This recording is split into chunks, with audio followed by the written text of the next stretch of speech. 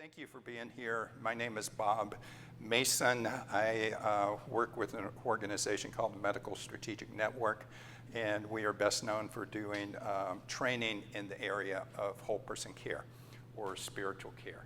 And I'm not a healthcare professional. My wife and I were having breakfast with a physician up in the Midwest about a year and a half ago, and she was a physician, and so we were talking to her, and her husband was there, and so I asked him, come on in. I asked him, I said, so are you in healthcare? And he said, oh yes. He said, I have been in healthcare for 62 years as a patient.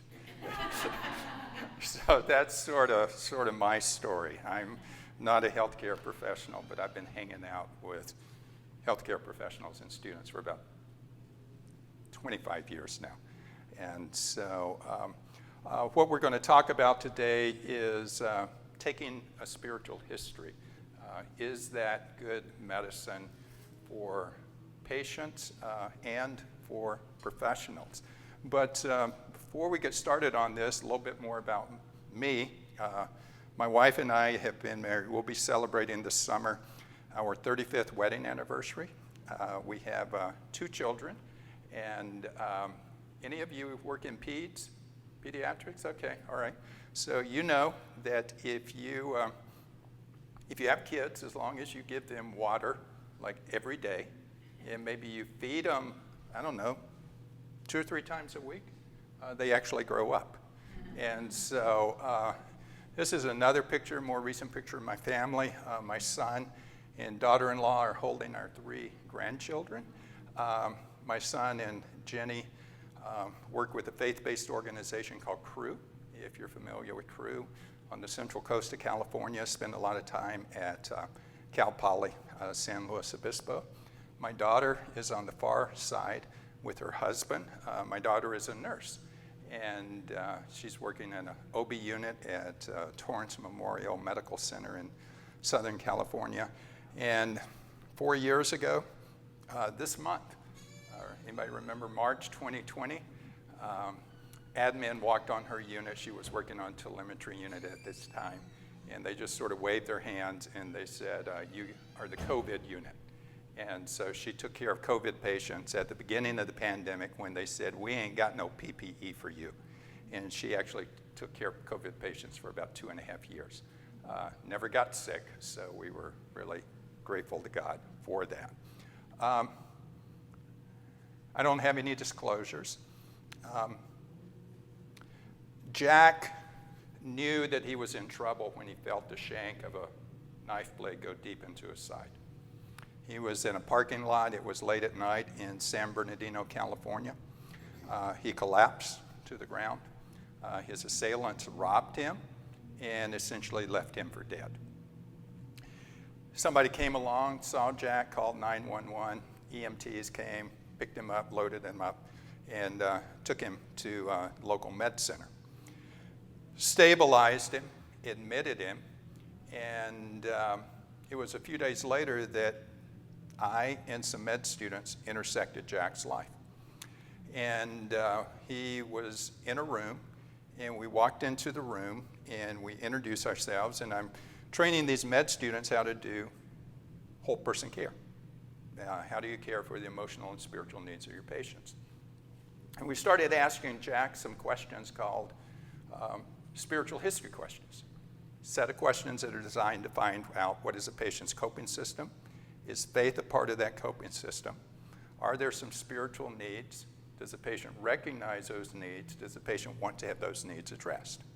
And as we started asking questions like, how has this changed the way you see yourself?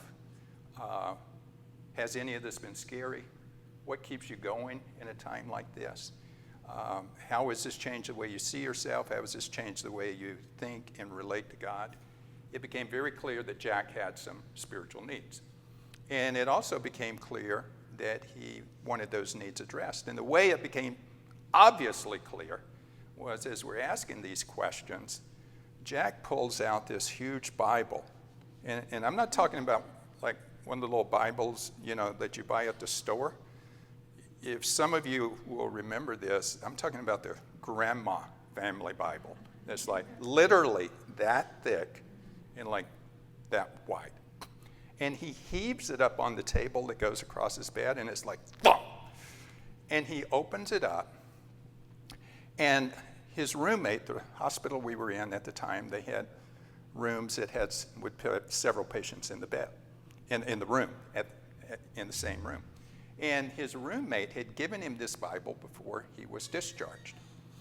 And Jack had been reading the Bible. And he starts giving us a tour through the Bible. He's like, this is where it talks about this guy named Moses, and then over here it talks about this guy named King David, and over here it talks about this guy named Jesus, and over here it talks about how Jesus died. And at that point I asked Jack, I said, well, Jack, why do you think Jesus had to die? And he's like, well, I don't know. And I said, well, would it be helpful if we talk a little bit about that? And he's like, yeah. And I flip over in his big Bible to John 3:16. For God so loved the world that he gave his only begotten Son, that whoever believes in him should not perish but have eternal life. And I start unpacking that verse for him. And at one point in our conversation, Jack sits up in bed, and he is like, I know, I am here right now in this hospital, in this bed, because I need to hear what you're telling me. And within a few minutes, Jack said, yes, I want to connect with God. Yes, I want to know my sins are forgiven. Yes, I want to know I have eternal life. And so we explained how we can do that through the person of Jesus Christ. We leave. A few days later, we come back. We visit Jack. He's still there. Walk into the room. I said, do you remember us? Oh, yeah. Which, those of you who work in hospitals, especially a teaching hospital, there's so many people coming in and out of the room. For somebody to remember who you are can be really big. And then if they remember what you talked about, I said, you remember what we talked about? Yes. Well, what was it we talked about? And he unpacked the gospel back to us. Now, here's what I'd like you to do. I'd like you to turn to somebody nearby, and I would like you to talk about what you thought about that story. I'd like you to talk about what questions you have about that type of conversation taking place in a healthcare setting between a provider and a patient. And then what questions or what concerns do you have about all that? Ready? I'm going to give you about 3 or 4 minutes.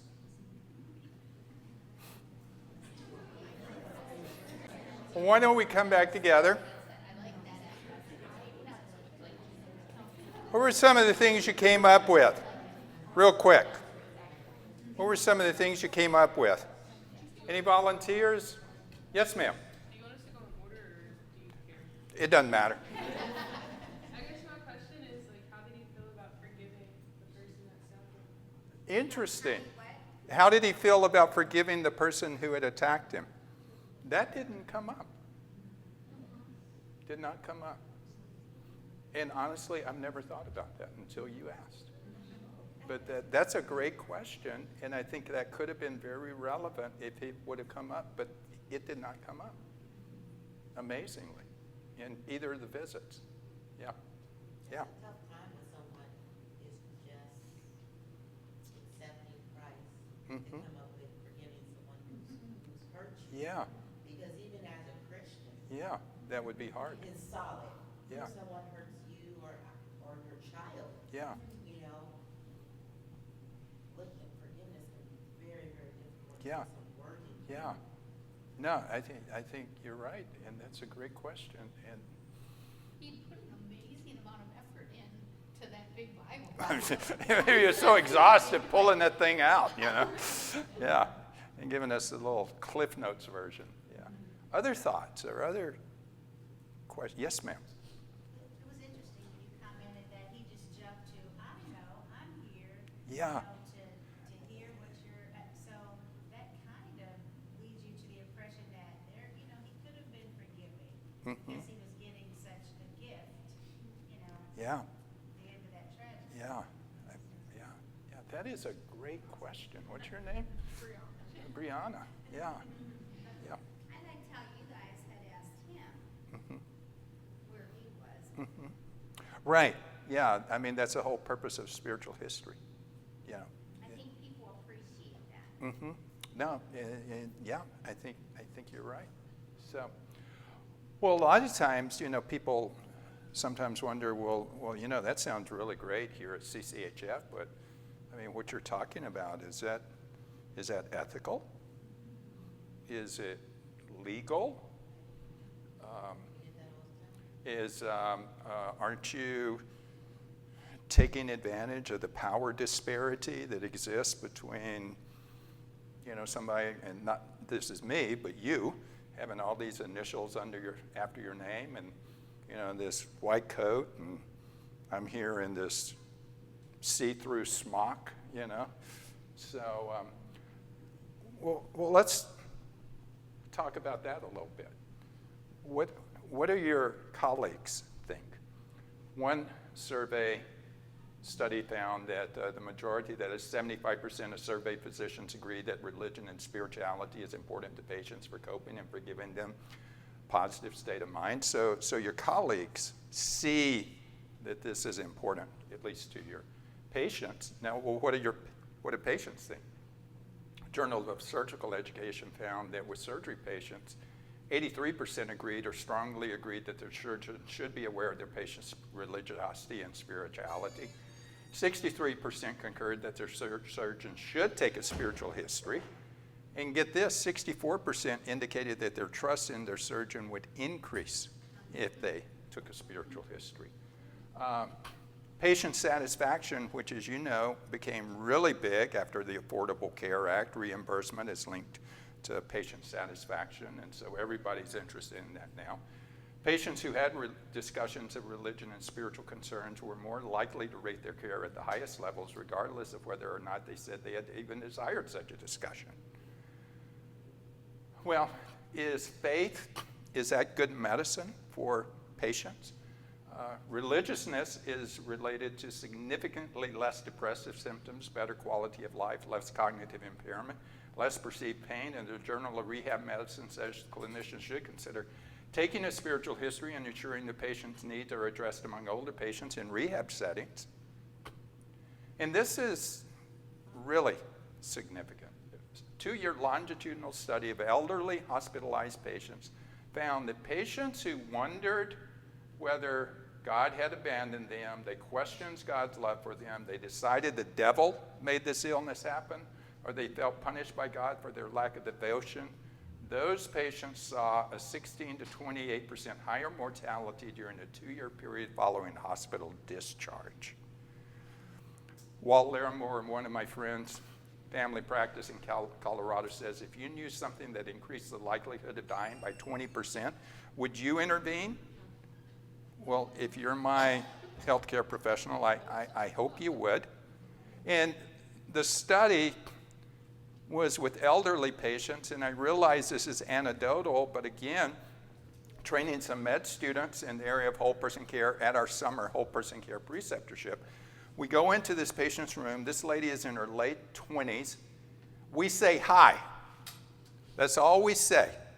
And this lady looks at us and says, I am here in the hospital because God is punishing me because I had an abortion when I was like 19 years old. Now, a lot of clinicians would sort of just brush that aside and say, no, it has nothing to do. But as we saw earlier, at least with elderly patients, that could be not really good, and I suspect it would not have been good for her. And a very similar story to with Jack sort of happened with that lady patient as well. Almost identical conversation. And we came back to see her, and at the end of our visit, and she remembered what we talked about, and at the end of that visit, she looked at us and she said, I have no idea what I would have done if you wouldn't have come along.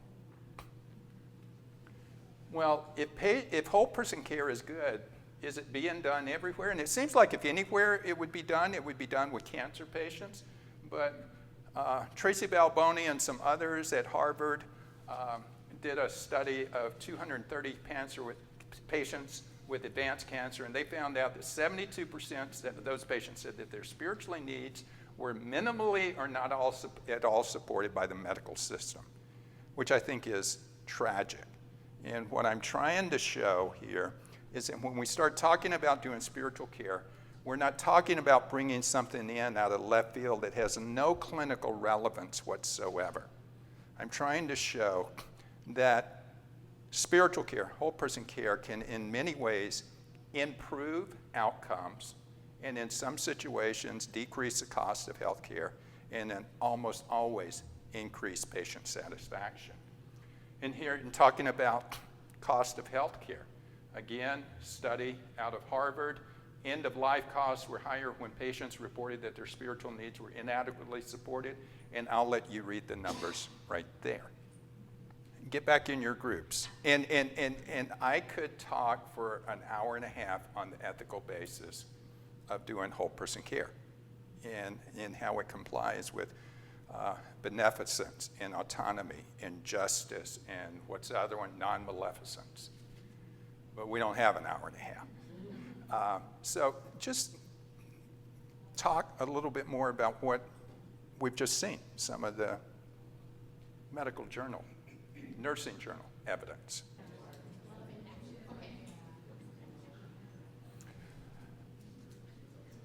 So where does all of this leave us?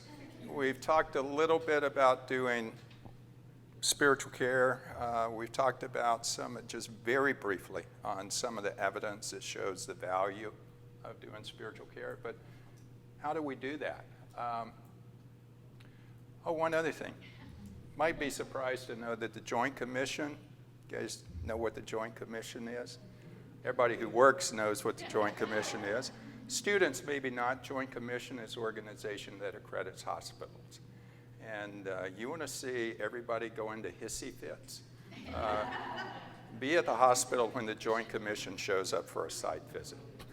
So they have all the rules. They're the ones who say that you need to wash your hands before you cut somebody open and things like that. But one of the things that the Joint Commission historically has said that the spirituality of patients should be respected, assessed, and attended to in ways that are important to them. Now, that the Joint Commission says this doesn't make spiritual care ethical. If the Joint Commission changed their stance tomorrow, it would not make it unethical. I share this because it's always been fascinating to me that a secular entity recognizes the value of doing spiritual care. And to be fair, they have softened their position. They haven't eliminated it, but they've just eliminated the broad thing and said, well, in these situations, certain situations, yes, but not necessarily everywhere. And it's just not the Joint Commission that says this and recognizes it, but the World Health Organization says that it is, look at this, the ethical obligation of all healthcare professionals and all healthcare systems to address the spiritual issues of patients. That's not CCHF saying that. It's not Steve Noblet, American College of Physicians, ethical duty of all physicians to attend to all dimensions of suffering, psychosocial and spiritual, as well as physical. And the Multinational Association of Supportive Care in Cancer, similar position. A friend of mine sent me an interview of a chapel service at Duke University that had a Duke alumnus who was the immediate past president of the American Psychological Association, the APA, not exactly the bastion of Christian thought, but this lady was arguing for the relevance and the importance of including spiritual care in therapy. And that was just a few months ago. And I was like, are you kidding me? I was an undergrad psych major. Well, how do you do appropriate whole person care? I've referred to a spiritual history, and you ask.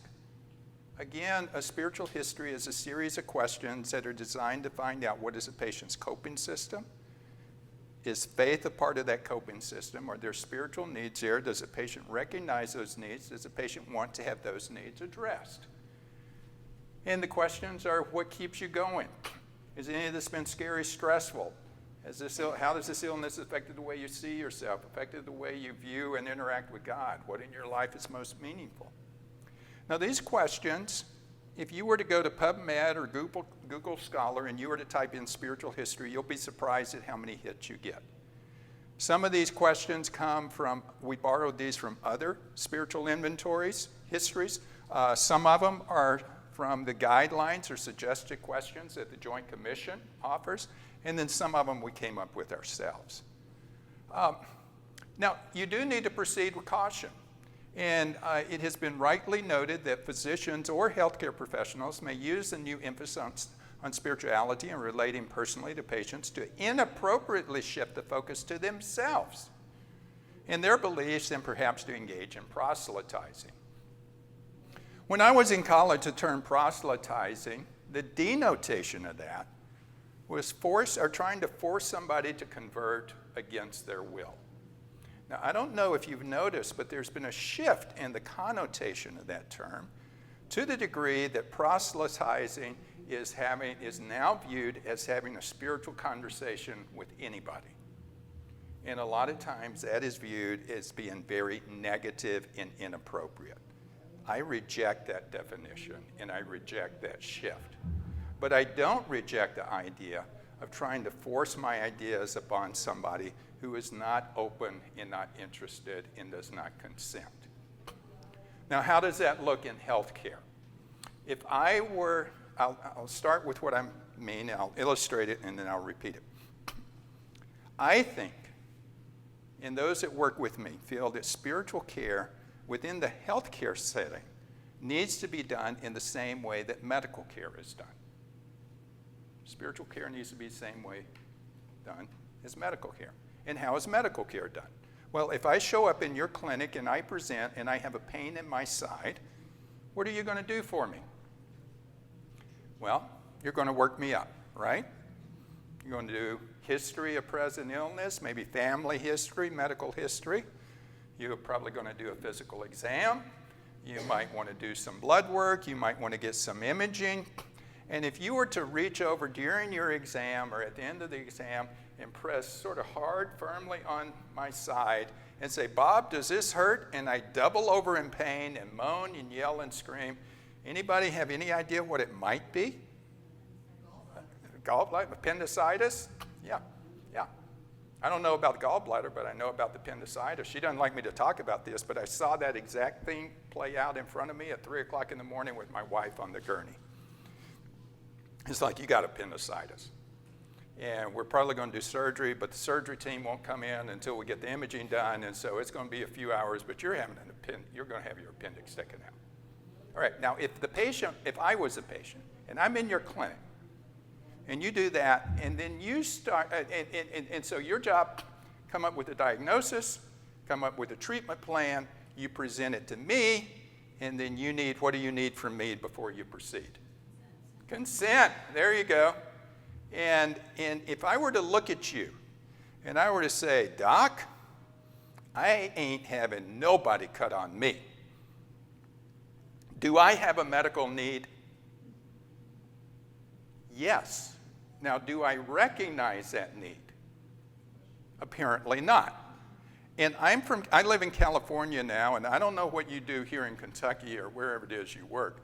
But if I am a sane, competent adult, and people who know me well debate whether I'm a sane, competent adult, but if I am, you can't strap me down in California and yank out my appendix without my consent. Now, is that the way it is where you're in school? You're not, yeah. No, probably so, right? Now, if during that exam you start looking at my foot and I hear you mutter something about amputation week at the med center, and then I hear you say, "You haven't gotten your quota," what do you call that?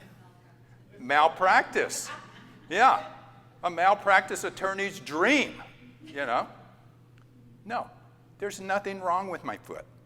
I haven't complained. There's no indication that it's connected with my appendix. I do not need you creating medical needs if I come to your clinic that I do not have. And I don't need you trying to force treatment on me if I don't want to have that treatment.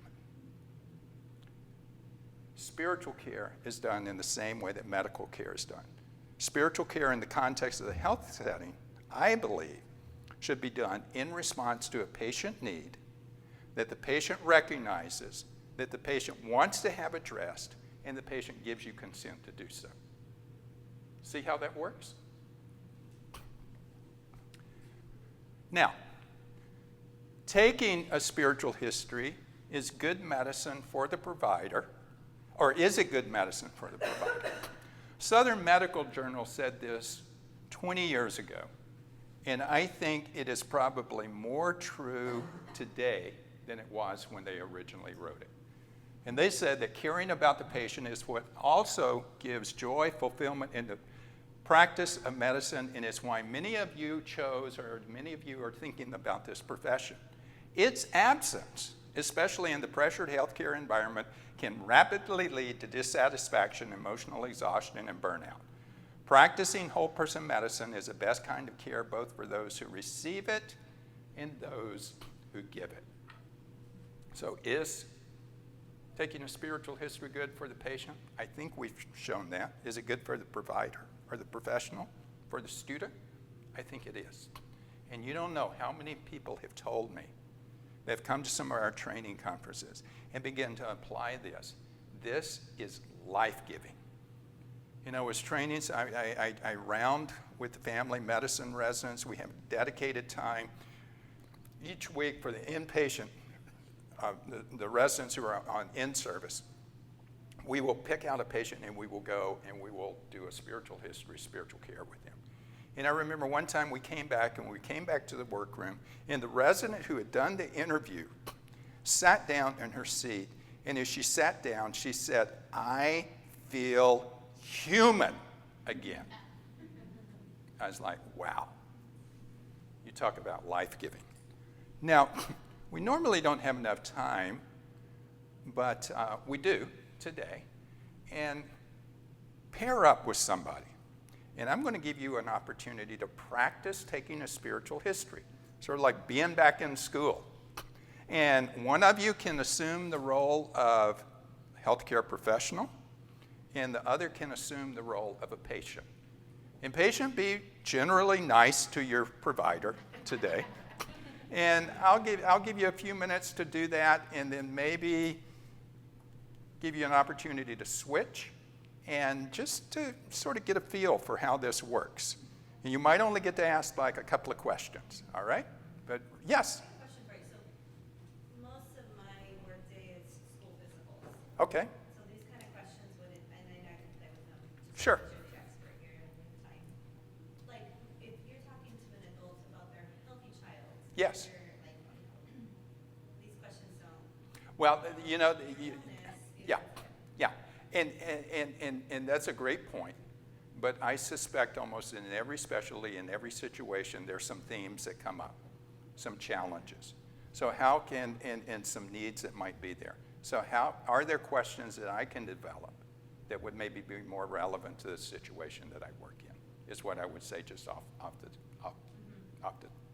you know, shooting from the hip. Yeah. So, but good question. All right, ready? Go. I wish we had more time to practice, but we do need to press on. I want to make one comment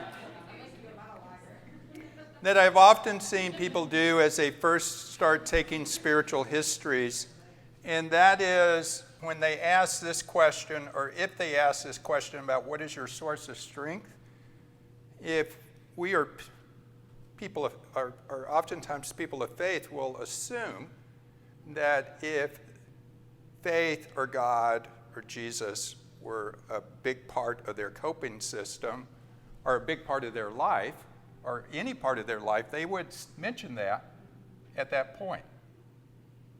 But a lot of times patients don't. And therefore, I see a lot of times when patients don't say anything about God or faith to that first question, they will be very hesitant to ask question number 4 about how has this illness affected the way you relate to God, think about God, whatever. Yeah. I have a quick question. So we were kind of talking about it too in this one. So I guess, we're kind of about numbers, but of course the patient. Sure. Like if they were depressed, you do PHQ-9, got 7, you have scores. I mean, this one doesn't really have a score. Right. How would you say that was, okay, they answer these questions as spiritual need?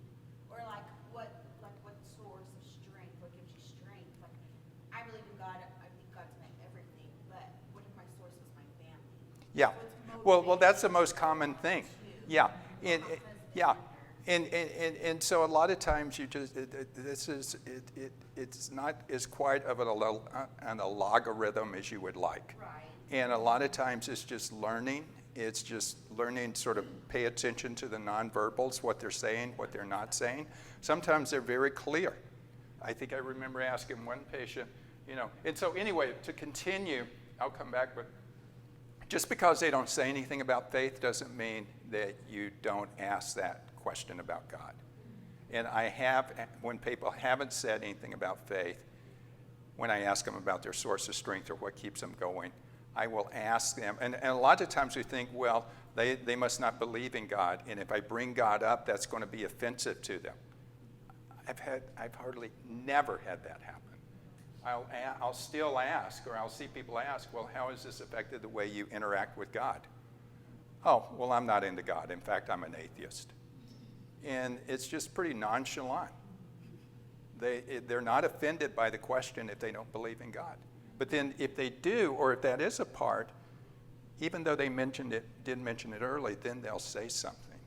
But a lot of times, as you begin to ask these questions, things begin to open up and issues begin to come. And one time I asked a patient that, and they said, well, I've been praying a lot more. And it's like, oh, wow, okay. And then they told me, they said, but they were there at the hospital because of a work accident.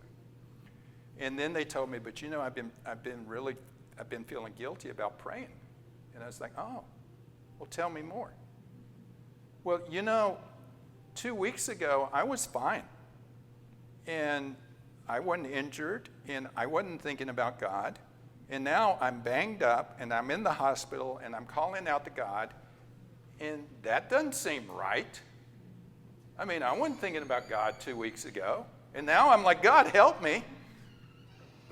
And a lot of times when you start doing spiritual care, as a Christ follower, I feel like Scripture is very clear that the Holy Spirit gives you direction and insight and wisdom and brings them memory. And I remember this verse coming to my mind, and I think I'm sort of theologically correct on this, but Romans 5:8, and while we were yet sinners, Christ died for us. And I told this guy, I said, you know what?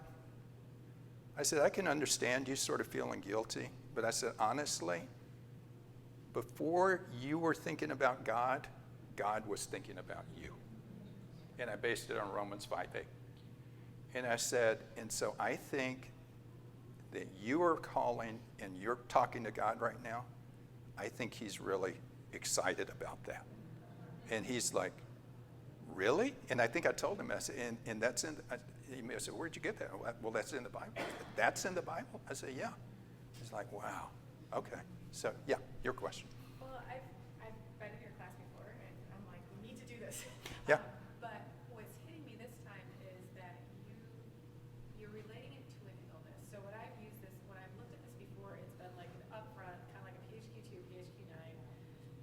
We're asking about their spiritual, where they're at. But this is you're tying it to a specific thing in their life. Yeah. So it's not something you just give them at the start of the clinic. You No. kind of have to tailor it to Yeah. every single patient. Well, yeah. And Really great. yeah, and I think that's sort of what you do otherwise in medicine. Yeah, I mean, To- PHQ-2 and 9, Yeah, when yeah. they're coming in for mental health. Right. PHQ-2, we do it for everybody. Yeah. Because we want to make sure they're not trying to kill them. Right, Start. right. Yeah. Let's see. We talked about that. Oh, so you approach your patients with permission, with respect, with sensitivity. We've talked about that. We've done that. All right. Interest in the relationship between spirituality and religion in clinical care has increased in the last 15 years, but clinicians need more concrete guidance about this topic.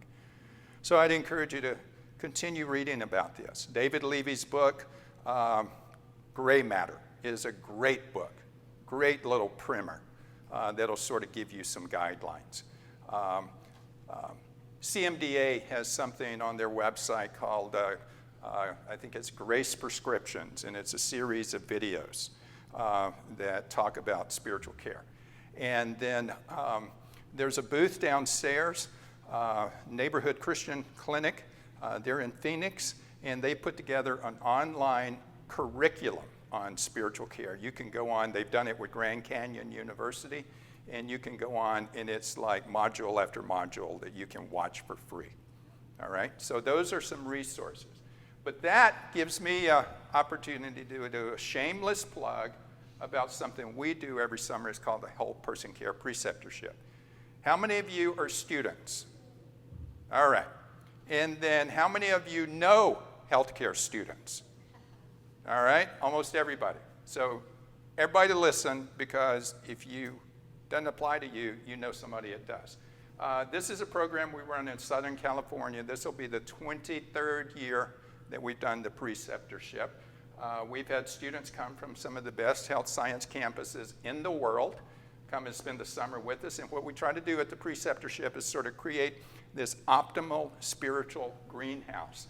A lot of times healthcare students come in just sort of spiritually depleted, not because they said like, forget God, but the rigors and pressure of training just sort of squeezes. And they just sort of come in spiritually depleted. So we want to provide an optimal place for refreshment, for renewal, and for ongoing training. That includes didactics, and especially in the area of whole person care. We have a faculty team that come in from all over the country, different healthcare specialties, and et cetera. And everybody who comes, you will get to shadow different clinicians who are doing whole person care in a variety of specialties, in a variety of settings. You'll be in a small group Bible study that's led by a healthcare professional. We have a relationship with a major medical center in Southern California. And because of that, that gives us an opportunity to take all of our preceptorship students into a major medical center, bedside with patients, learning how to do spiritual care and to do spiritual assessment. The stories I told you came from our summer preceptorship. We have a relationship with SIM, a major medical mission sending agency. Deadline is passed for this summer, but in the future, students can do our preceptorship and then go get on a plane and go spend 4 or 5 weeks in Africa working in some medical mission hospitals in Africa. We do this in Southern California, so we have fun because we like to have fun. We'll go to the beach. We like to have fun. We'll go to a concert at the Hollywood Bowl. We might go kayaking in the San Diego Bay. One group ended up at the Grand Canyon one year. I don't know how they got there, but they did. And we not only want to have fun, but we want them to have opportunity to build community with like-minded students that will serve as like lifelines. That was one of our fun nights. Last year we went to the Hollywood Bowl. Anybody ever heard of John Williams? The movie composer, Star Wars, Schindler's List, Harry Potter, did all the musical score. 92 years old, he came out, directed the LA Philharmonic Orchestra, and those are lightsabers. And so every time they started doing a Star Wars thing, they would pull out their lightsabers and dun, dun, dun, dun. So that was a fun night. Outcomes. Everything is about outcomes in healthcare. And I think all of you will be encouraged by this. Bruce Sabbath attended the preceptorship when he was a med student at Johns Hopkins. He is now a pulmonologist at MD Anderson Cancer Center, which, as you know, is the undisputed #1 cancer center in the world. And Bruce, unsolicited text, sent me a text, and he said, "What you're doing in teaching spiritual care in medical context changed how I practice medicine for all of my career." He said, "A lot of times God brings me patients more for the spiritual care than I can give them than the medical care, although he does medical care really well." And I hope that you'll take that as an encouragement and as a reminder. that a lot of times God will bring patients to your clinic for the spiritual care that you can give them. Elena Butler came, did the preceptorship, then spent a few years working on a Native American reservation in their healthcare system, doing whole person care. Erica Allender was a nurse. She is up at the Mayo Clinic right now. When she started working, she was doing spiritual care one day, and her supervisor was like, "What are you doing?" And Erica told her, and her supervisor was so impressed. "Would you be willing to do an in-service thing for everybody on our unit to train them, Mayo Clinic, how to do spiritual care?" We've got several alumni. There's one of them here that's on their way to the medical mission.